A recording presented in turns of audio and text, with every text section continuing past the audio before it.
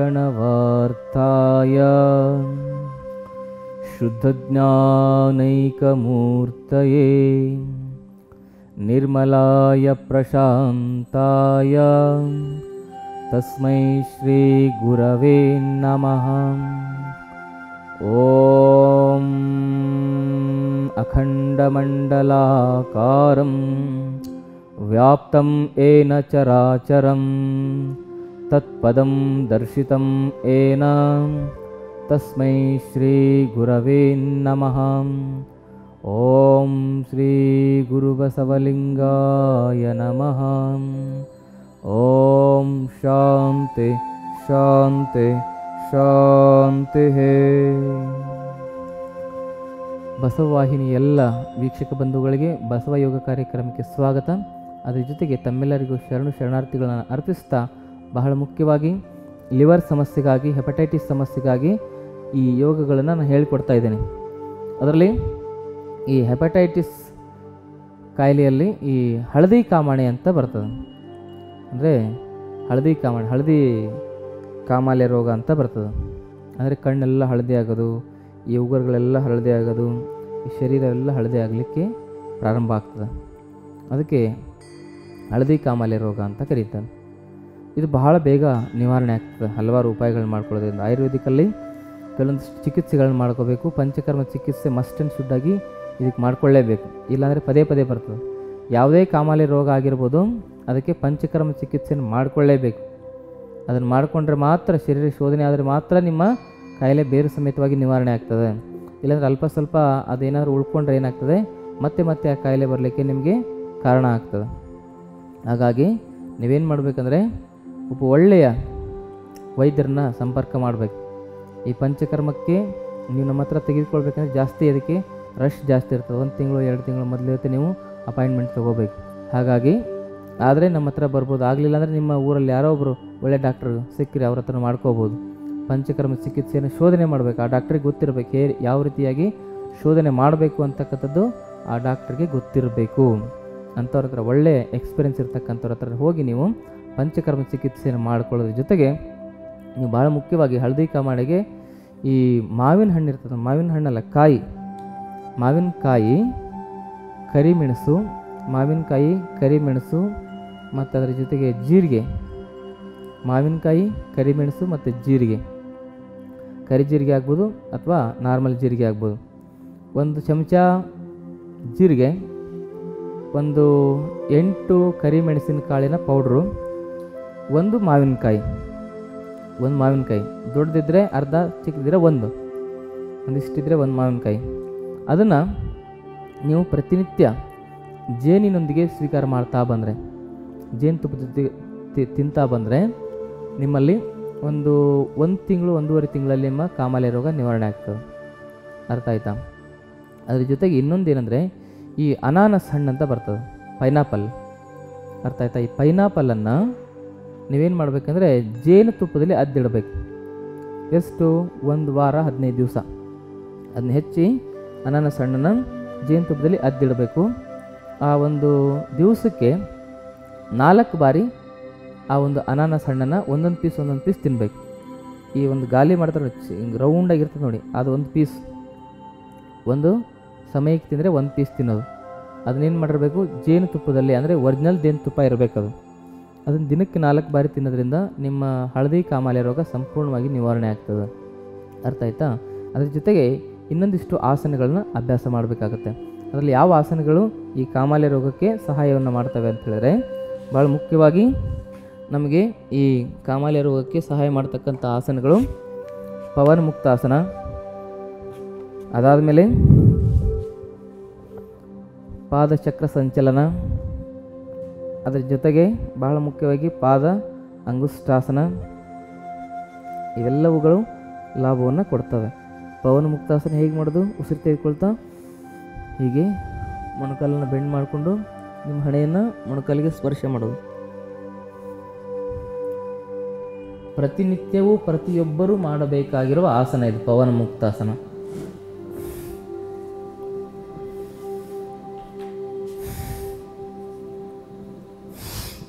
ಆದರೆ ಗರ್ಭಾವಸ್ಥೆಯಲ್ಲಿರ್ತಕ್ಕಂಥ ಹೆಣ್ಮಕ್ಳು ಮಾಡಬಾರ್ದು.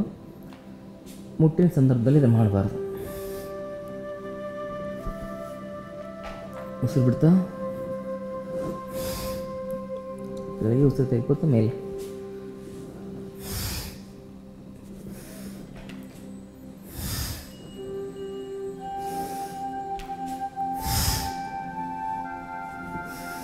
ಹೀಗೆ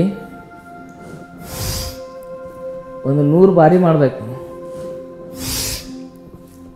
ಆಯಾಸ ಆದಾಗ 20 ಸಲ ನಿಲ್ಲಿಸ್ಬೋದು ಬೇಕಾದ್ರೆ.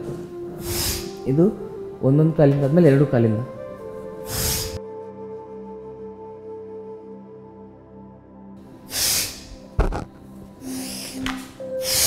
ಮುಂದೆ ಬರ್ಬೇಕಾದ್ರೆ ಉಸಿರು ಬಿಡಬೇಕು, ಹಿಂದೆ ಬರ್ಬೇಕಾದ್ರೆ ಉಸಿರು ತೆಗೆದುಕೋಬೇಕು.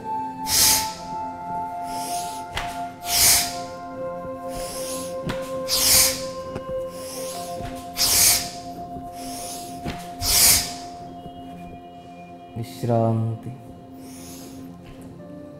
ಕೆಲವು ಸಂದರ್ಭದಲ್ಲಿ ನಿಧಾನವಾಗಿಯೂ ಕೂಡ ಅಭ್ಯಾಸ ಮಾಡ್ಬೋದು.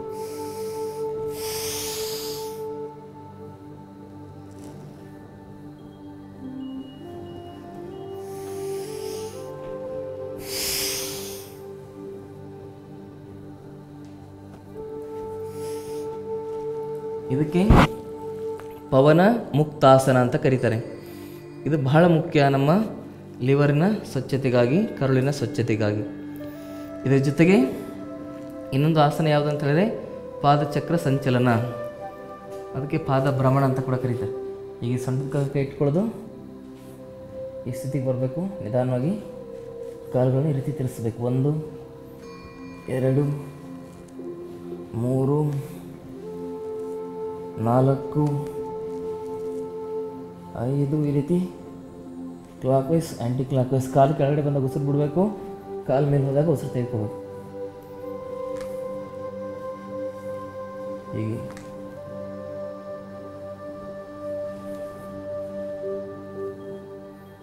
ಕಾಲು ಮಡಚಬಾರ್ದು, ನಿಧಾನವಾಗಿ 2 ಕಾಲು ಜೋಡಿಸ್ಕೊಂಡಿರ್ಬೇಕು. ಹೀಗೆ ಇದರ ಜೊತೆಗೆ ನಿಧಾನವಾಗಿ 2 ಕೈ ಮೇಲೆ ಎತ್ತಿರಬೇಕು, ಕಾಲು 90 ಡಿಗ್ರಿ ಹಾಕಬೇಕು. ವಾಪಸ್ ವಿಪರೀತ ಕರಣಿ, ವಾಪಸ್ 3, ವಾಪಸ್ 4. ಕೆಲವು ಜನರಿಗೆ ಏನಾಗ್ತದೆ, ಚಲನೆ ಮಾಡಲಿಕ್ಕಾಗಲ್ಲ ಮೇಲೆ ಕೆಳಗೆ. ಆ ಸಂದರ್ಭದಲ್ಲಿ ಏನು ಮಾಡಬೇಕು, ಒಂದೊಂದೇ ಕಾಲನ್ನು ಎತ್ತಬೇಕು. 2 ಕಾಲು ಎತ್ತಲಿಕ್ಕಾಗಿಲ್ಲ ಅಂದ್ರೆ ಆಲ್ಟರ್ನೇಟ್ ಹೀಗೆ ಇಟ್ಕೊಂಡು ಹೀಗೆ ಕೂಡ ಮಾಡ್ಬೋದು. ಮೇಲೆ ಕೆಳಗೆ ಒಂದೊಂದೇ, 2 ಕಾಲೊಂದೇ ಸರಿಗೆ ಎತ್ತಲಿಕ್ಕಾಗಿಲ್ಲ ಅಂದ್ರೆ.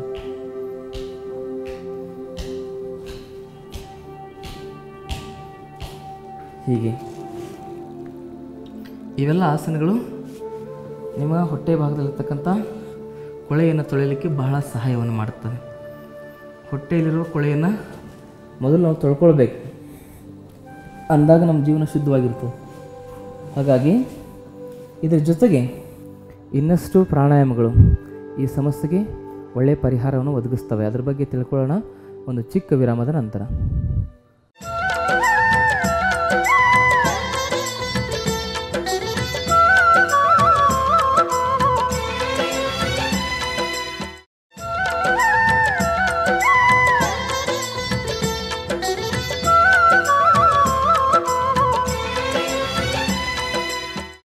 ವಿರಾಮದ ನಂತರ ಕಾರ್ಯಕ್ರಮಕ್ಕೆ ಮತ್ತೆ ತಮ್ಮೆಲ್ಲರಿಗೂ ಆತ್ಮೀಯವಾಗಿರ್ತಕ್ಕಂಥ ಸ್ವಾಗತ.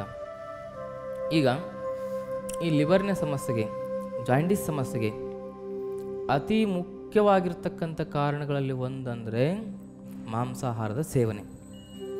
ಇದನ್ನು ಯಾರೂ ಹೇಳ್ತಾ ಇಲ್ಲ, ಯಾಕೆಂದರೆ ದೊಡ್ಡ ವ್ಯಾಪಾರ ನಿಂತೋಗ್ಬಿಡ್ತದಲ್ಲ. ಆಲ್ಕೋಹಾಲ್ ಕುಡಿತಾರೆ ಅಂತ ಹೇಳ್ತಾರೆ, ಅದ್ರ ಜೊತೆಗೆ ಇದು ಇನ್ಫೆಕ್ಷನಿಂದ ಬರ್ತದೆ ಅಂತ ಹೇಳ್ತಾರೆ, ಅದ್ರ ಜೊತೆಗೆ ಮಾದಕ ದ್ರವ್ಯಗಳಿಗೆ ಗುಟ್ಕಾ ತಿನ್ನೋದ್ರಿಂದ ಬರ್ತದೆ, ನೀರು ಕುಡಿಲಿಲ್ಲ ಅಂದರೆ ಬರ್ತದೆ, ಕೆಟ್ಟದ್ದೇನೋ ಮುಟ್ಟಿದ್ರೆ ಅದು ತಿಂದರೆ ಬರ್ತದೆ, ಇದು ತಿಂದರೆ ಬರ್ತದೆ ಎಲ್ಲ ಹೇಳ್ತಾರೆ. ಆದರೆ ಗೊತ್ತಿರಲಿ ನಿಮಗೆ, ಈ ಕಾಮಾಲೆ ಅಂತಕ್ಕಂಥದ್ದು, ಲಿವರ್ ಫೇಲ್ ಆಗ್ತಕ್ಕಂಥದ್ದು ಮ್ಯಾಕ್ಸಿಮಮ್ ಬರ್ತಕ್ಕಂಥದ್ದು ಕಾರಣ ಏನಂದರೆ ಮಾಂಸಾಹಾರನೇ. No doubt at all. ಅರ್ಥ ಆಯ್ತಾ? ಈ ಕಾಯಿಲೆ ಎಲ್ಲಿ ಯಾವ ದೇಶದಲ್ಲಿ ಮಾಂಸಾಹಾರ ಜಾಸ್ತಿ ಮಾಡ್ತಾರಲ್ಲ ಆ ದೇಶದಲ್ಲಿ ಈ ಕಾಯಿಲೆ ಜಾಸ್ತಿ ಇದೆ, ಲಿವರ್ ಸಮಸ್ಯೆ. ಅರ್ಥ ಆಯ್ತಾ? ಹಾಗಾಗಿ ಮಾಂಸಾಹಾರವನ್ನು ಬಿಟ್ಟರೆ ಮಾತ್ರ ನಮ್ಮ ಲಿವರ್ ಚೆನ್ನಾಗಿರಲಿಕ್ಕೆ ಸಾಧ್ಯ. ಲಿವರ್ ಚೆನ್ನಾಗಿದ್ದರೆ ಮಾತ್ರ ನಮ್ಮ ದೇಹ ಚೆನ್ನಾಗಿರಲಿಕ್ಕೆ ಸಾಧ್ಯ. ಯಾಕಂದರೆ ನಮ್ಮ ಲಿವರ್ ನಮ್ಮ ದೇಹಕ್ಕೆ ಶಕ್ತಿ ಕೇಂದ್ರ. ಅದು ಈ ಕೆಟ್ಟ ಪದಾರ್ಥ ಅಂತ ಹೇಳಿದ್ರೆ ನಮ್ಮ ಶರೀರವನ್ನು ಸರ್ವನಾಶ ಮಾಡಲಿಕ್ಕೆ ಇರತಕ್ಕಂಥ ಪದಾರ್ಥ ಅಂದರೆ ಈ ಮಾಂಸಾಹಾರ. ಅರ್ಥ ಆಯ್ತಾ? ಅದು ದೇಹಕ್ಕೂ ಕೆಟ್ಟದ್ದು ಮತ್ತು ಆ ಪ್ರಾಣಿಗಳಿಗೂ ಕೂಡ ಕೆಟ್ಟದ್ದು. ಅದನ್ನು ಸಾಯಿಸಿರೋದಕ್ಕೆ ಏನಾದ್ರು ಒಳ್ಳೆಯದಾಗ್ತದ? ಈಗ ಒಂದು ಮಾತನ್ನು ನಾವು ನೆನಪಲ್ಲಿ ಇಟ್ಕೋಬೇಕು. ಈ ದೇಹದ ಬಗ್ಗೆ ಎಲ್ಲ ಮಹಾತ್ಮರು ಒಳ್ಳೊಳ್ಳೆ ಮಾತುಗಳನ್ನು ಆಡಿದ್ದಾರೆ. ಈ ಶಿಶುನಾಳ ಶರೀಫರು ಹೇಳ್ತಾರೆ ಏನಂತ ಹೇಳಿದ್ರೆ, ಗುಡಿಯ ನೋಡಿರಣ್ಣ ದೇಹದ ಗುಡಿಯ ನೋಡಿರಣ್ಣ, ಗುಡಿಯ ನೋಡಿರು ಪಡವಿಗೆ ಒಡೆಯದು ಅಂತ ಹೇಳ್ತಾರೆ. ಅಂದರೆ ಈ ಶರೀರ ಅಂತಕ್ಕಂಥದ್ದು ದೇವಸ್ಥಾನ, ಗುಡಿ ಅಂತ ಹೇಳ್ತಾರೆ. ಇನ್ನು ಹಲವಾರು ಜನಗಳು, ವಿಶ್ವಗುರು ಬಸವಣ್ಣವರೇ ಶರೀರವನ್ನು ದೇವಾಲಯ ಅಂತ ಹೇಳ್ತಾರೆ, ಶಿವಾಲಯ ಅಂತ ಹೇಳ್ತಾರೆ. ಆದರೆ ಇದು ದೇಹ ಗುಡಿ ಅಂತ ಹೇಳ್ತಾರೆ, ಶಿವಾಲಯ ಅಂತ ಹೇಳ್ತಾರೆ. ಅರ್ಥ ಆಯ್ತು? ಎಲ್ಲ ಸಂತ ಮಹಾತ್ಮರು ಕೂಡ ಈ ಶರೀರವನ್ನು ಭಾಳ ಅತಿ ಅದ್ಭುತವಾಗಿ ವರ್ಣಿಸಿದ್ದಾರೆ. ದಾಸ ಪರಂಪರೆಯಲ್ಲೂ ಕೂಡ ಅಷ್ಟೇ. ಅರ್ಥ ಆಯ್ತಾ? ಈ ಕಬೀರ್ ದಾಸರು ಅಂತ ಬರ್ತಾರೆ, ಅವರೊಂದು ಹಾಡನ್ನು ಬರೆದಿದ್ದಾರೆ, ಜಿನಿ ಜಿನಿ ಬಿನಿ ಚದರಿಯ. ಅಂದರೆ ಈ ಶರೀರ ಅಂತ ಹೇಳಿದ್ರೆ ಒಂದು ಚಾದರ್ ಅಂತ ಹೇಳ್ತಾರೆ, ಜಿನಿ ಜಿನಿ ಬಿನಿ ಚದರಿಯ ಅಂತ ಹೇಳ್ತಾರೆ. ಈ ಚಾದರ್ ಹೊಲಿಲಿಕ್ಕೆ 9 ತಿಂಗಳುಗಳು ಬೇಕಾಗಿದೆ ಅಂತ. ಈ ಚಾದರ್ ಹೊಲಿಲಿಕ್ಕೆ, ಶರೀರ ಅಂತಕ್ಕಂಥ ಚಾದರ್ ಹೊಲಿಲಿಕ್ಕೆ ಇಸ್ಕೋ ಬನಾನೆ ಮೇ 10 ಮಾಸ ಲಾಗೆ ಅಂತ ಹೇಳ್ತಾರೆ. 9-10 ತಿಂಗಳು ಬೇಕಾಗಿದೆ ಅಂತ ಈ ಚಾದರ್ ಹೊಲಿಲಿಕ್ಕೆ ಪೂರ್ತಿಯಾಗಿ. ತಾಯಿ ಗರ್ಭದಲ್ಲಿ ಎಲ್ಲ ಚಾದರ್ ಎಷ್ಟು ಚೆನ್ನಾಗಿ ಹೊಲಿದಿದ್ರು ನಮ್ಮ ಚಾದರ್, ಶರೀರ ಅಂತಕ್ಕಂಥ ಈ ಚಾದರ್ನ. ಇದನ್ನು ಹೊಲಿಲಿಕ್ಕೆ ಸೂಜಿ ಎಲ್ಲಿಂದ ಇದೆ ಅಂತ ಅತಿ ಅದ್ಭುತವಾಗಿ ಹೇಳ್ತಾರೆ. ಇಂಗಳ ಪಿಂಗಳ ತಾನಾಭರಣ ಅಂತ ಹೇಳಿದ್ರೆ, ಇಡಾ ಪಿಂಗಳ ಅಂತಕ್ಕಂಥದ್ದು ಈ ರಾಟಿಯಲ್ಲಿ ಏನಿರ್ತದೆ, ಮೇಲೊಂದು ಸೂಜಿ ಇರ್ತದೆ, ಕೆಳಗೊಂದು ದಾರ ಇರ್ತದೆ. ಅದು ತಾನಾಭರಣ, ಮೇಲೊಂದು ದಾರ ಕೆಳಗೊಂದು ದಾರ, ಎಡಕ್ಕೆ ಬಲಕ್ಕೆ ಇರ್ತಕ್ಕಂಥ ನಾಡಿಗಳು ಇಂಗಳ ಪಿಂಗಳ ತಾನಾಭರಣ. ಅರ್ಥ ಆಯ್ತಾ? ಮಧ್ಯೆ ಇರ್ತಕ್ಕಂಥದ್ದು ಸೂಜಿ, ಸುಷುಮ್ನಾಡಿ ಅಂತಕ್ಕಂಥದ್ದು ಸೂಜಿ. ಇದು ಈ ಸೂಜಿಯನ್ನು ಬಳಸ್ಕೊಂಡು ಈ ದೇಹವನ್ನು ಹೊಲಿದಿದ್ದಾರೆ. ಅಂದರೆ ಎಲ್ಲ ಸಂತ ಮಹಾತ್ಮರು ಈ ಶರೀರಕ್ಕೆ ಒಳ್ಳೆಯ ಒಂದು ಆಧ್ಯಾತ್ಮಿಕ ಒಂದು ಸ್ಥಾನವನ್ನು ಕೊಟ್ಟಿದ್ದಾರೆ. ಮಹಾತ್ಮ ಗಾಂಧೀಜಿಯವರು ಶರೀರ ಅಂತಕ್ಕಂಥದ್ದು ಮಿರಾಕಲ್ ಮಷೀನ್ ಅಂತ ಹೇಳ್ತಾರೆ. ಆದರೆ ಈ ಶರೀರವನ್ನು ನಾವು ಎಷ್ಟು ಹಾಳು ಮಾಡ್ಕೊಳ್ತಾ ಇದ್ದೇವೆ ಅಂದರೆ, ಬೇಡದೇ ಇರತಕ್ಕಂಥ ಪದಾರ್ಥಗಳನ್ನೆಲ್ಲ ತಗೊಂಡು ಹಾಕಿ ಹಾಕಿ ಹಾಕಿ ಇದನ್ನು ಅಪವಿತ್ರಗೊಳಿಸ್ಕೊಳ್ತಾ ಇದ್ದೇವೆ, ಇದನ್ನು ಸ್ಮಶಾನ ಸದೃಶ್ಯಗೊಳಿಸ್ಕೊಳ್ತಾ ಇದ್ದೇವೆ. ಈಗ ಒಂದು ಮಾತು ನೆನಪಿಟ್ಕೋಬೇಕು, ಸತ್ತೋಗಿರೋದನ್ನು ನಾವೇನಾದ್ರು ಮನೇಲಿ ಇಟ್ಕೊತೀವ, ಸ್ಮಶಾನದಲ್ಲಿ ಹಾಕ್ತೀವಿ. ಹಾಗಿದ್ರೆ ಸತ್ತೋಗಿರೋ ಪ್ರಾಣಿ ತೊಗೊಂಡು ಹೊಟ್ಟೆಗೆ ಹಾಕಿದ್ರೆ ಹೊಟ್ಟೆ ಸ್ಮಶಾನ ಆದಂಗೆ ಆಯ್ತಲ್ವಾ? ಇದನ್ನು ನಾವು ಅರ್ಥ ಮಾಡ್ಕೋಬೇಕು. ಮೊದಲು ಹೊಟ್ಟೆನ ಸ್ಮಶಾನ ಮಾಡ್ಕೋಬೇಕಾ ಅಥವಾ ಹೊಟ್ಟೆಯಲ್ಲಿರ್ತಕ್ಕಂಥದ್ದನ್ನು ಅಮೃತಮಯವಾಗಿಗೊಳಿಸ್ಕೊಂಡು ಶರೀರವನ್ನು ದೇವಾಲಯ ಶಿವಾಲಯವನ್ನಾಗಿ ಮಾಡ್ಕೋಬೇಕಾ ಅಂತಕ್ಕಂಥದ್ದನ್ನು ನಾವು ಮೊದಲು ತಿಳ್ಕೊಳ್ಬೇಕಾಗಿರ್ತಕ್ಕಂಥದ್ದು. ಶರೀರ ಶಿವಾಲಯವಾಗಬೇಕು, ಶರೀರ ದೇವಾಲಯವಾಗಬೇಕು. ಹಾಗಾಗಿ ನಾವು ಬಹಳ ಮುಖ್ಯವಾಗಿ ಈ ಮಾಂಸಾಹಾರವನ್ನು ಬಿಡಬೇಕು. ಮಾಂಸಾಹಾರವನ್ನು ತಿಂದು ತಿಂದು ತಿಂದು ತಿಂದು ತಿಂದು ಏನಾಗಿದೆ, ಶರೀರ ಒಂದು ಹೇಗಾಗಿದೆ ಅಂದರೆ ಸ್ಮಶಾನ ಒಂದು ತಿಪ್ಪೆ ತೊಟ್ಟಿಯಾಗಿದೆ ಶರೀರ. ಅರ್ಥ ಆಯ್ತಾ? ಹಾಗಾಗಿ ಇದನ್ನು ಮೊದಲು ಬಿಡಬೇಕು. ಅದ್ರ ಜೊತೆಗೆ ಈ ಲಿವರ್ ಸಮಸ್ಯೆಗೆ, ಹೆಪಟೈಟಿಸ್ ಸಮಸ್ಯೆಗೆ ಗಜ್ರಿ ಭಾಳ ಮುಖ್ಯ. ಗಜ್ರಿ ಕ್ಯಾರೆಟ್ ಅಂತ ಹೇಳ್ತಾರೆ, ಸೌತೆಕಾಯಿ, ಬೀಟ್ರೂಟು, ಅದ್ರ ಜೊತೆಗೆ ಮೂಲಂಗಿ. ಅರ್ಥ ಆಯ್ತಾ? ಇವೆಲ್ಲ ತರಕಾರಿಗಳು ಬಹಳ ಮುಖ್ಯವಾಗಿ, ಇವೆಲ್ಲ ತರಕಾರಿಗಳು ಈ ಲಿವರ್ ಸಮಸ್ಯೆಗೆ ಲಾಭವನ್ನು ಕೊಡ್ತವೆ. ಈ ಟೊಮಾಟೊ ಹಣ್ಣಂತೂ ಕೂಡ ಬಹಳ ಅತಿ ಅದ್ಭುತವಾಗಿ ನಮ್ಮ ಲಿವರ್ನ ಸ್ವಚ್ಛ ಮಾಡ್ತಾರೆ, ಟೊಮಾಟೊ. ಅರ್ಥ ಆಯ್ತಾ? ಇವೆಲ್ಲವನ್ನು ನಾವು ಸೇವನೆ ಮಾಡ್ತಾ ಹೋಗಬೇಕು. ಇವೆಲ್ಲ ಸಾತ್ವಿಕ ಆಹಾರದಿಂದ ನಮ್ಮ ಲಿವರ್ ಸ್ವಚ್ಛ ಆಗುತ್ತೆ. ಅದ್ರ ಜೊತೆಗೆ ಇನ್ನಷ್ಟು ಆಸನಗಳನ್ನ ಅಭ್ಯಾಸ ಮಾಡಬೇಕು. ನಾ ಯಾಕೆ ಈ ಆಸನಗಳ ಜೊತೆಗೆ ಇದನ್ನೆಲ್ಲ ಹೇಳ್ತಾ ಇದ್ದೀನಿ ಅಂದರೆ, ಇದನ್ನೆಲ್ಲ ತಿಳ್ಕೊಂಡು ನೀವು ಆಸನ ಮಾಡಿದ್ರೆ ಅದಕ್ಕೆ ಯೋಗ ಅಂತ ಕರೀತಾರೆ. ನೀವೇನು ತಿಳ್ಕೊಳ್ಳೋದೇನೆ ಬರೀ ಆಸನ ಮಾಡೋದು, ಯೋಗ ಮಾಡೋದು, ಪ್ರಾಣಾಯಾಮ ಮಾಡೋದು ಅದಕ್ಕೆ ಯೋಗ ಅಂತ ಕರೆಯಲ್ಲ. ಯೋಗ ಅಂದರೆ ಹೇಗೆ ಬದುಕಬೇಕು, ಹೇಗೆ ತಿನ್ನಬೇಕು, ಹೇಗೆ ಮಲಗಬೇಕು, ಹೇಗೆ ಏಳಬೇಕು, ಹೇಗೆ ವ್ಯವಹರಿಸಬೇಕು, ಹೇಗೆ ಮಾತಾಡಬೇಕು, ಹೇಗೆ ಜೀವನವನ್ನು ನಡೆಸಬೇಕು ಅಂತಕ್ಕಂಥ ತಿಳಿಸ್ತಕ್ಕಂಥದ್ದಕ್ಕೆ ಯೋಗ ಅಂತ ಕರೀತಾರೆ. ಅದಕ್ಕೆ ಯೋಗದಿಂದ ಯೋಗದ ಕಡೆಗೆ ಹೋಗಬೇಕೇ ಹೊರತು ಭೋಗದಿಂದ ರೋಗದ ಕಡೆಗೆ ಹೋಗಬಾರ್ದು. ಯೋಗದಿಂದ ಯೋಗದ ಕಡೆಗೆ ಹೋಗ್ಬೇಕು, ಒಳ್ಳೆ ಯೋಗ ಬರ್ತದೆ ನಮ್ಮ ಹತ್ರ. ಅರ್ಥ ಆಯ್ತಾ? ಯೋಗ ಇಲ್ಲ ಅಂತ ಹೇಳಿದ್ರೆ ಎಲ್ಲವನ್ನು ಕಳೆದುಕೊಂಡು ಯಾವುದಕ್ಕೂ ಯೋಗ್ಯವಲ್ಲದೆ ನಾವೆಲ್ಲರೂ ಅಯೋಗ್ಯರಾಗಿ ಬದುಕ್ತಕ್ಕಂಥ ಒಂದು ಕೆಟ್ಟ ಪರಿಸ್ಥಿತಿ ಬರ್ತದೆ. ಯಾವುದೂ ನಮ್ಮಲ್ಲಿ ಸಿಗಲಿಕ್ಕೆ ಸಾಧ್ಯನೇ ಇಲ್ಲ. ಅದಕ್ಕೆ ಯೋಗದಿಂದ ಯೋಗಿಗಳಾಗೋಣ, ಯೋಗದಲ್ಲಿ ಯೋಗವನ್ನು ಕಾಣೋಣ. ಭೋಗದಲ್ಲಿ ರೋಗದಲ್ಲಿ ಮುಳುಗಿ ಸಾಯಬಾರ್ದು, ಅರ್ಥ ಆಯ್ತಾ? ಹಾಗಾಗಿ ಇನ್ನಷ್ಟು ಆಸನಗಳು ಈ ಲಿವರ್ ಸಮಸ್ಯೆಗಾಗಿ ಉಪಯುಕ್ತವಾಗಿರ್ತಕ್ಕಂಥ ಲಾಭವನ್ನು ಕೊಡ್ತವೆ. ಅದರಲ್ಲಿ ಮುಂದಿನ ಆಸನ ಯಾವುದು ಅಂತ ಹೇಳಿದ್ರೆ, ಮುಂದಿನ ಆಸನ ಬಂದು ಹಲಾಸನ. ಶರೀರವನ್ನು ಸ್ಟ್ರೆಚ್ ಮಾಡ್ಕೋಬೇಕು. ಹಲಾಸನ ಹಲವಾರು ಕಾಯಿಲೆಗಳಿಗೆ ಲಾಭವನ್ನು ಕೊಡ್ತದೆ. ಹಾಗಿದ್ರೆ ಈ ಹಲಾಸನವನ್ನು ಹೇಗೆ ಮಾಡೋದು ಅಂತಕ್ಕಂಥದ್ದನ್ನು ಈಗ ನೋಡೋಣ. ನಿಧಾನವಾಗಿ ನಿಮ್ಮ ಎರಡೂ ಕಾಲುಗಳನ್ನು ಮೇಲೆತ್ತಬೇಕು, ಕಾಲನ್ನು ಹಿಂದೆ ತೆಗೆದುಕೊಂಡು ಬರಬೇಕು, ಕೈಯನ್ನು ಮುಂದೆ ತೆಗೆದುಕೊಂಡು ಬರಬೇಕು. ಇದು ಹಲಾಸನ. ಅದರ ಜೊತೆಗೆ ಪಾರ್ಶ್ವ ಹಲಾಸನ.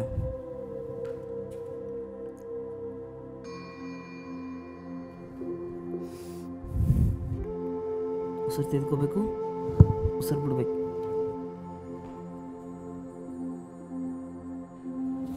ವಾಪಸ್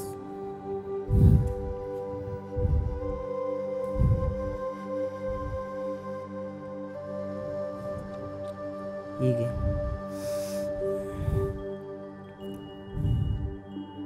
ಇದರ ಜೊತೆಗೆ ಇನ್ನೂ ಹಲವಾರು ಆಸನಗಳು ಬರ್ತವೆ. ಅಕರ್ಣ ಧನುರಾಸನ ಅಂತ ಬರ್ತದೆ. ಅಕರ್ಣ ಧನುರಾಸನ ಮಾಡೋದು ಹೇಗೆ? ಹೀಗೆ ಕಾಲನ್ನು ಮಡಚ್ಕೊಳ್ಳೋದು, ಮಡಚ್ಕೊಂಡು ಕೈಯಿಂದ ಕಿವಿ ಹಿಡ್ಕೊಳ್ಳೋದು.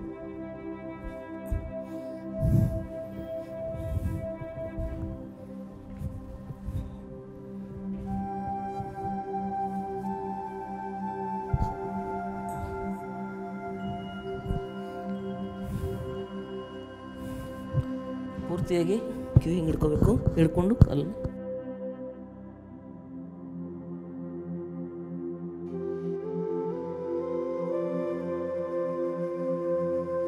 ಇದು ಹೇಗೆ ಕಾಣುತ್ತಂತ ತೋರಿಸ್ತಾ ಇದೆ ನಿಮಗೆ ಹಚ್ಚಿದಾಗ, ಭಾಳ ಮುಖ್ಯವಾಗಿ.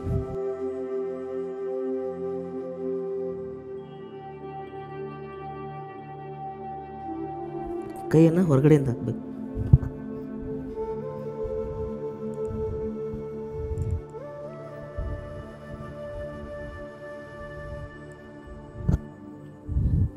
ಮತ್ತೆ ಹಲಾಸನ.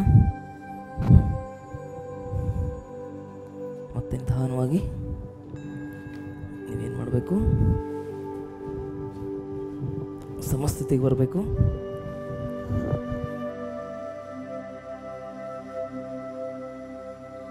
ವಿಶ್ರಾಂತಿಯನ್ನು ಮಾಡ್ತಾ ನಿಧಾನವಾಗಿ ಎದ್ದು ಕೂತ್ಕೊಳ್ಬೇಕು. ಹೀಗೆ ಈ ಆಸನಗಳು ನಮ್ಮ ಲಿವರ್ ಸಮಸ್ಯೆಗೆ, ಹೆಪಟೈಟಿಸ್ ಸಮಸ್ಯೆಗೆ ಬಹಳ ಒಳ್ಳೆಯ ಸುಧಾರಣೆಯನ್ನು ಆಗಲಿಕ್ಕೆ, ಆ ಸಮಸ್ಯೆ ನಿವಾರಣೆ ಆಗಲಿಕ್ಕೆ ಒಳ್ಳೆಯ ಲಾಭವನ್ನು ಕೊಡ್ತವೆ. ಹಾಗಾಗಿ ಇನ್ನಷ್ಟು ಈ ಕಾಯಿಲೆಯ ಬಗ್ಗೆ ಮಾಹಿತಿಯನ್ನು ತಿಳ್ಕೊಳ್ಳೋದಿದೆ. ಈಗ ಒಂದು ಚಿಕ್ಕ ವಿರಾಮವನ್ನು ತೆಗೆದುಕೊಂಡು ಬರೋಣ.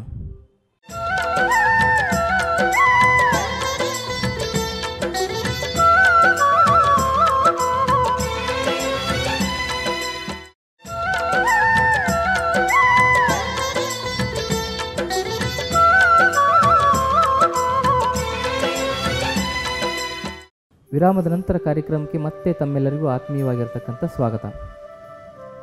ಈ ಹೆಪಟೈಟಿಸ್ ಸಮಸ್ಯೆಗೆ ಬಹಳ ಉಪಯುಕ್ತವಾಗಿರ್ತಕ್ಕಂಥ ಒಂದು ಆಹಾರ ಪದಾರ್ಥಗಳಲ್ಲಿ ಈ ಸಿಟ್ರಿಕ್ ಅಂಶ ಇರತಕ್ಕಂಥ ಆಹಾರ ಪದಾರ್ಥಗಳು ಬಹಳ ಲಾಭವನ್ನು ಕೊಡ್ತವೆ. ಅದರಲ್ಲಿ ಈ ಆರೆಂಜ್, ಕಿತ್ತಳೆ ಹಣ್ಣು, ಮೋಸಂಬಿ ಹಣ್ಣು, ಕಿತ್ತಳೆ ಹಣ್ಣು, ಮೋಸಂಬಿ ಹಣ್ಣು, ಇದ್ರ ಜಾಸ್ತಿ ಜ್ಯೂಸ್ ಕುಡಿಬೇಕು ಲಿವರ್ ಸಮಸ್ಯೆ ಇರತಕ್ಕಂಥವ್ರು. ಯಾರಿಗೆ ಫ್ಯಾಟಿ ಲಿವರ್ ಆಗಿದೆ, ಫ್ಯಾಟಿ ಲಿವರ್ ಆಗಿದೆ ಅಂದರೆ ಅದು ಕೂಡ ನಿಮಗೆ ಹೆಪಟೈಟಿಸ್ ಬರ್ತಕ್ಕಂಥ ದಾರಿನೇ, ಅರ್ಥ ಆಯ್ತಾ? ಲಿವರಿಗೆ ಒಂದು ಅಂಟ್ಕೊಂಡ್ರೆ ಸಾಕು, ಒಂದರಿಂದ ಒಂದು ರೋಗಗಳು ಬಂದೇ ಬರ್ತವೆ. ಹಾಗಾಗಿ ಲಿವರ್ ಟಾನಿಕ್ ಅಂತಲೇ ಹೇಳ್ಬೋದು. ಯಾವುದು? ಆರೆಂಜು, ಮೋಸಂಬಿ, ಪೈನಾಪಲ್ಲು, ಈ ದ್ರಾಕ್ಷಿ, ಅರ್ಥ ಆಯ್ತಾ? ದ್ರಾಕ್ಷಿಯಲ್ಲಿ ಎಷ್ಟು ಒಂದು ಕರಿ ದ್ರಾಕ್ಷಿ ಎಷ್ಟು ಟಾಕ್ಸಿನನ್ನು ಹೊರಗಡೆ ಆಗ್ತದೆ ಅಂತ ಹೇಳಿದ್ರೆ, ಹೈಯೆಸ್ಟ್ ಆ್ಯಂಟಿ ಆಕ್ಸಿಡೆಂಟ್ ಅದು. ನಮ್ಮ ಶರೀರದಲ್ಲಿರ್ತಕ್ಕಂಥ ಟಾಕ್ಸಿನನ್ನು ಹೆಚ್ಚು ಹೊರಗಡೆ ಹಾಕ್ತಕ್ಕಂಥ ಒಂದು ಅಂಶ ಇರ್ತಕ್ಕಂಥದ್ದು ಈ ಕರಿ ದ್ರಾಕ್ಷಿ, ಬ್ಲ್ಯಾಕ್ ಗ್ರೇಪ್ಸ್ ಅಂತ ಹೇಳ್ತಾರೆ. ಕರಿ ದ್ರಾಕ್ಷಿ ಕೂಡ ಲಿವರಿಗೆ ಭಾಳ ಒಳ್ಳೆಯದು, ಬ್ಲ್ಯಾಕ್ ಗ್ರೇಪ್ಸ್. ಆದರೆ ನಾನು ಹೇಳಿದ್ನಲ್ಲ, ಯಾವುದೇ ಹಣ್ಣನ್ನು ನಾವು ಸ್ವೀಕಾರ ಮಾಡೋದಕ್ಕಿಂತ ಮೊದಲು ಸಿಪ್ಪೆ ಇರೋದಾದರೆ ಓಕೆ, ಸಿಪ್ಪೆನೇ ನಾವು ಸ್ವೀಕಾರ ಮಾಡ್ತೀವಿ ನೋಡಿ, ಸಿಪ್ಪೆ ಸಮೇತವಾಗಿ ಸ್ವೀಕಾರ ಮಾಡ್ತಿರಲ್ಲ ಅಂಥ ಹಣ್ಣುಗಳನ್ನು ನಾವೇನು ಮಾಡಬೇಕಂದ್ರೆ ಹುಣಸೆ ಹುಳಿಯಲ್ಲಿ ತೊಳೆದು ಅದನ್ನು ಸ್ವೀಕಾರ ಮಾಡಬೇಕು. ಹುಣಸೆ ಹುಳಿಯಲ್ಲಿ ತೊಳೆದ್ರೆ ಅದ್ರ ಮೇಲೆ ಎಷ್ಟೇ ಕೆಮಿಕಲ್ ಹಾಕಿದರೂ ಕೂಡ ಅದೇನಾಗ್ತದೆ, ಕೆಮಿಕಲ್ ಹೊರಗಡೆ ಬರ್ತದೆ. ಹುಣಸೆ ಹುಳಿಯಲ್ಲಿ ಅಷ್ಟು ಅತಿ ಅದ್ಭುತವಾಗಿರ್ತಕ್ಕಂಥ ಶಕ್ತಿ ಇದೆ. ಈಗ ನೋಡಿ, ಈ ತಾಮ್ರದ ಪಾತ್ರೆಗೆ, ಹಿತ್ತಾಳೆ ಪಾತ್ರೆಗೆ ಏನಾದ್ರು ಜಿಡ್ಡು ಕಟ್ಕೊಂಡ್ರೆ ಅದು ಹುಣಸೆ ಹುಳಿ ಹಚ್ಚಿದ್ರೆ ಮಾತ್ರ ಹೋಗ್ತದೆ. ಅಷ್ಟೊಂದು ಜಿಡ್ಡನ್ನು ತೆಗಿತಕ್ಕಂಥ ಶಕ್ತಿ ಈ ಹುಣಸೆ ಹಣ್ಣಿಗಿದೆ. ಅರ್ಥ ಆಯ್ತಾ? ಅದರಲ್ಲಿ ಸಿಟ್ರಿಕ್ ಆಸಿಡ್ ಇರ್ತದೆ. ಅದೆಲ್ಲ ನೀವೇನೇ ಹಣ್ಣು ತರಕಾರಿ ಏನೇ ತಂದರೂ ಕೂಡ ನೀವು ಹುಣಸೆ ಹುಳಿಯಲ್ಲಿ ನೆನೆಕ್ಬೇಕು ಅದನ್ನು. ಯಾಕಂದರೆ ಇತ್ತೀಚೆಗೆ ಎಲ್ಲ ಆಹಾರದಲ್ಲೂ ಕೂಡ ಕೆಮಿಕಲ್, ಯೂರಿಯಾ, DAP ಸುತ್ತಕೊಂಡು ಎಲ್ಲವೂ ಹಾಳಾಗಿ ಹೋಗ್ತಾ ಇದ್ದಾರೆ. ಅರ್ಥ ಇದೆ? ಹಾಗಾಗಿ ಭಾಳ ಮುಖ್ಯವಾಗಿ ನೀವು ಹಣ್ಣನ್ನು ಸಿಪ್ಪೆ ಸಮೇತವಾಗಿ ಯಾವ ಹಣ್ಣು ತಿಂತೀರಾ ಅದನ್ನು ಹುಣಸೆ ಹುಳಿ ಉಪ್ಪಿನಲ್ಲಿ ಕ್ಲೀನ್ ಮಾಡಿಕೊಂಡು ತಿನ್ನಬೇಕು. ಅರ್ಥ ಆಯ್ತಾ? ಅದರ ಜೊತೆಗೆ ಇನ್ನಷ್ಟು ಆಸನಗಳ ಅಭ್ಯಾಸಗಳನ್ನ ಮಾಡೋದ್ರಿಂದ ನಮ್ಮ ಈ ಒಂದು ಹೆಪಟೈಟಿಸ್ ಸಮಸ್ಯೆ, ಕಾಮಾಲೆ ಸಮಸ್ಯೆ ನಿವಾರಣೆ ಆಗ್ತದೆ. ಆ ಮಿಕ್ಕಿರ್ತಕ್ಕಂಥ ಆಸನಗಳು ಯಾವುವು ಅಂತಕ್ಕಂಥದ್ದನ್ನು ಈಗ ನೋಡೋಣ ಬನ್ನಿ. ಮುಂದೆ ಯಾವ ಆಸನಗಳನ್ನ ನಾವು ಮಾಡಬೇಕು ಅಂತಕ್ಕಂಥದ್ದನ್ನು, ಮುಂದಿನ ಆಸನಗಳು ಯಾವುವು? ಆವಾಗಲೇ ಯಾವ ಆಸನ ಮಾಡಿದ್ವಿ? ಕರ್ಣಪಿಂಡಾಸನವನ್ನು ಮಾಡಿದ್ವಿ. ಕರ್ಣಪಿಂಡಾಸನದ ನಂತರ ನಾವು ಮೊದಲು ಯಾವ ಆಸನ ಮಾಡಿದ್ವಿ? ಮೊದಲು ಹಲಾಸನ, ಪಾರ್ಶ್ವ ಹಲಾಸನ, ಅದಾದಮೇಲೆ ಕರ್ಣಪಿಂಡಾಸನ. ಇದಾದಮೇಲೆ ಯಾವ ಆಸನ ಮಾಡಬೇಕಂದ್ರೆ ನಿಧಾನವಾಗಿ ನಿಮ್ಮ ಎರಡೂ ಕಾಲುಗಳನ್ನ ಮಡಿಸ್ಕೋಬೇಕು, ಎರಡು ಕೈಗಳನ್ನ ಅಗಲ ಮಾಡ್ಕೋಬೇಕು. ಈಗ ಎಡಗಾಲು ಮತ್ತು ಬಲಗಾಲ ಮಧ್ಯೆ ಒಂದು ಅರ್ಧ ಅಡಿ ಗ್ಯಾಪ್ ಇರಬೇಕು. ಮರ್ಕಟಾಸನ, ನಿಧಾನವಾಗಿ ಎಡಕ್ಕೆ, ನಿಧಾನವಾಗಿ ಬಲಕ್ಕೆ. ಇದೆಲ್ಲ ಹೊಟ್ಟೆ ಭಾಗದಲ್ಲಿರ್ತಕ್ಕಂಥೆಲ್ಲ ಏನಾಗಬೇಕು? ಸೆಳೆತಕ್ಕೆ ಒಳಗಾಗಬೇಕು. ಸ್ಟ್ರೆಚಿಂಗ್ ಮಾಡಬೇಕು. ಉಸಿರು ಬಿಡಬೇಕು, ಉಸಿರು ತೆಗೆದುಕೋಬೇಕು, ಉಸಿರು ಬಿಡಬೇಕು, ಉಸಿರನ್ನು ತೆಗೆದುಕೋಬೇಕು, ಉಸಿರು ಬಿಡಬೇಕು, ಉಸಿರನ್ನ ತೆಗೆದುಕೊಳ್ಬೇಕು. Exhale, inhale, exhale, inhale. ಉಸಿರು ಬಿಡಬೇಕು, ಉಸಿರಾಡಬೇಕು.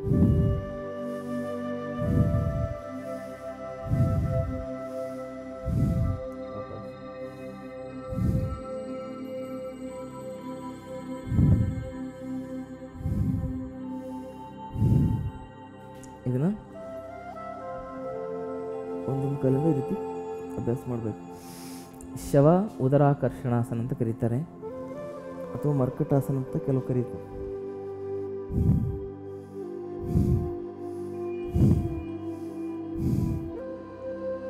ಹೀಗೆ ಜೋರಾಗಿ ಉಸಿರಾಡಿದ್ಮೇಲೆ ನಿಧಾನ ಉಸಿರಾಡಬೇಕು. ಎಲ್ಲ ಭಾಗವೂ ಕೂಡ ಸ್ಟ್ರೆಚ್ ಆಗ್ತಾ ಹೋಗ್ಬೇಕು. ಈ ಕೈಯನ್ನು ಭುಜ ಮೇಲೆ, ಭುಜ ಎಲ್ಲ ನೆಲಕ್ಕೆ ಸ್ಪರ್ಶ ಆಗಿರಬೇಕು, ಭುಜಕ್ಕೆ ನೆಲಕ್ಕೆ ಸ್ಪರ್ಶವಾಗಿರಬೇಕು.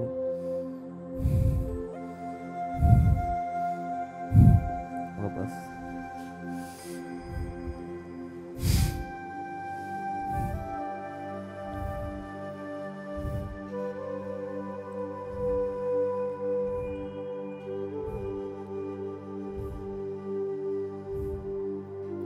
ಇದನ್ನು ನಿಧಾನಗತಿಯಲ್ಲಿ ಅಭ್ಯಾಸ ಮಾಡಿದ್ರೆ ನಿಮ್ಮ ಹೊಟ್ಟೆ ಏನಾಗ್ತದೆ?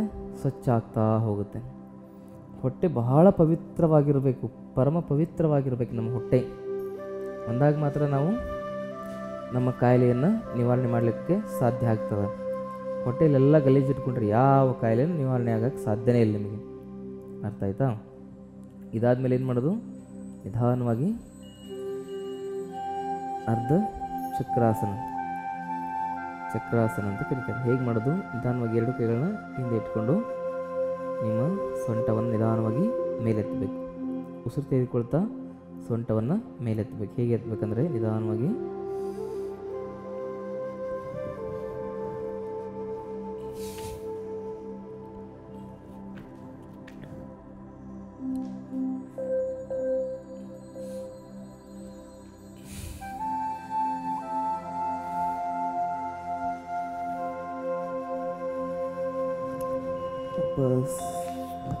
ಪಶ್ಚಿಮೋತ್ತಾನಾಸನ,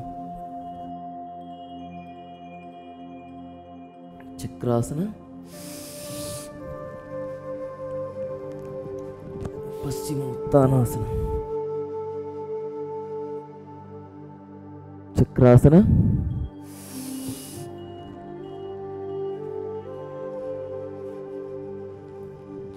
ಪಶ್ಚಿಮೋತ್ತಾನಾಸನ, ಚಕ್ರಾಸನ. ಉಸಿರು ತೆಗೆದುಕೋಬೇಕು, ಉಸಿರು ಬಿಡಬೇಕು.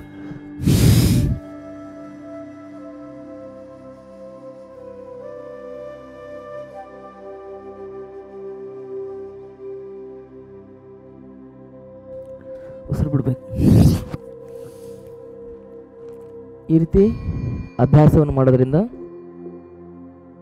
ನಿಮ್ಗೆ ಯಾವತ್ತು ಲಿವರ್ ಸಮಸ್ಯೆ ಬರೋಕ್ಕೆ ಸಾಧ್ಯನೇ. ಲಿವರ್ ಅಲ್ಲ, ಹೊಟ್ಟೆಗೆ ಸಂಬಂಧಪಟ್ಟಿರ್ತಕ್ಕಂಥ ಯಾವ ಸಮಸ್ಯೆನೂ ಬರಲ್ಲ. ಇದರಲ್ಲಿ ಬಹಳ ಮುಖ್ಯವಾಗಿ ನಿಮ್ಮಲ್ಲಿ ಸ್ಟ್ರೆಂತ್ ಇರಬೇಕಾಗ್ತದೆ. ಅಕಸ್ಮಾತ್ ನಿಮಗೆ ಚಕ್ರಾಸನ ಮಾಡಲಿಕ್ಕಾಗಿಲ್ಲ ಅಂದರೆ ನೀವು ಸೇತುಬಂಧಾಸನ ಮಾಡ್ಬೋದು.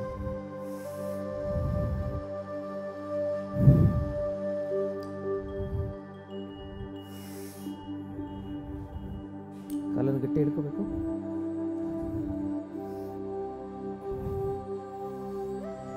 ಸೇತುಬಂಧಾಸನ,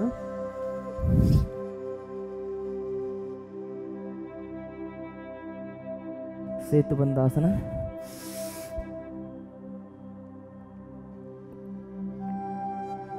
ಪಶ್ಚಿಮೋತ್ತಾನಾಸನ, ಸೇತುಬಂಧಾಸನ,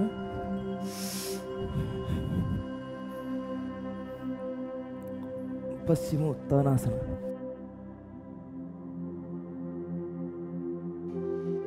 ಹೀಗೆ ಈ ಆಸನಗಳು ನಮ್ಮ ಈ ಹೆಪಟೈಟಿಸ್ ಸಮಸ್ಯೆ ಅಂತ ಏನು ಕರೀತಾರೆ ಅದರ ನಿವಾರಣೆಗೆ ಬಹಳ ಒಳ್ಳೆಯ ಸಹಾಯವನ್ನು ಮಾಡುತ್ತವೆ.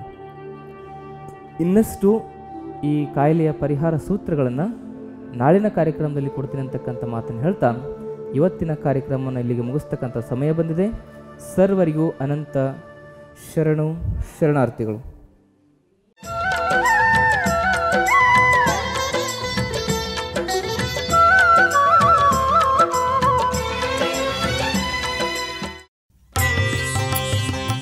ಗುಣವಾಗದ ನಿಮ್ಮ ಎಲ್ಲ ಕಾಯಿಲೆಗಳಿಗೆ ಇಲ್ಲಿ ಚಿಕಿತ್ಸೆ ನೀಡಿ ಪರಿಹಾರ ಒದಗಿಸಲಾಗುವುದು. ಯೋಗ ನಿಸರ್ಗ ಚಿಕಿತ್ಸೆ ಹಾಗೂ ಆಯುರ್ವೇದ ಚಿಕಿತ್ಸಾ ತರಬೇತಿಗಾಗಿ ಸಂಪರ್ಕಿಸಿ ವೈದ್ಯ ಶ್ರೀ ಚನ್ನಬಸವಣ್ಣ, ಶ್ರೀ ಗಂಗಾ ಯೋಗ ನಿಸರ್ಗ ಚಿಕಿತ್ಸಾ ಹಾಗೂ ಆಯುರ್ವೇದ ಸಂಶೋಧನಾ ಕೇಂದ್ರ, ನಂಬರ್ 13, 6ನೇ ಮುಖ್ಯ ರಸ್ತೆ, ಟಾಟಾ ನಗರ ವೃತ್ತ, ಬಾಲಾಜಿ ಲೇಔಟ್, ಸಹಕಾರ ನಗರದ ಹತ್ತಿರ, ಕೊಡುಗೆಹಳ್ಳಿ ಮುಖ್ಯ ರಸ್ತೆ, ಬೆಂಗಳೂರು 560094. ದೂರವಾಣಿ ಸಂಖ್ಯೆ 9980277973 ಅಥವಾ 7337618850. ಇಮೇಲ್ ವಿಳಾಸ ವೈದ್ಯಶ್ರೀcg@gmail.com. ವೆಬ್ಸೈಟ್ ವಿಳಾಸ www.srigangayoga.in.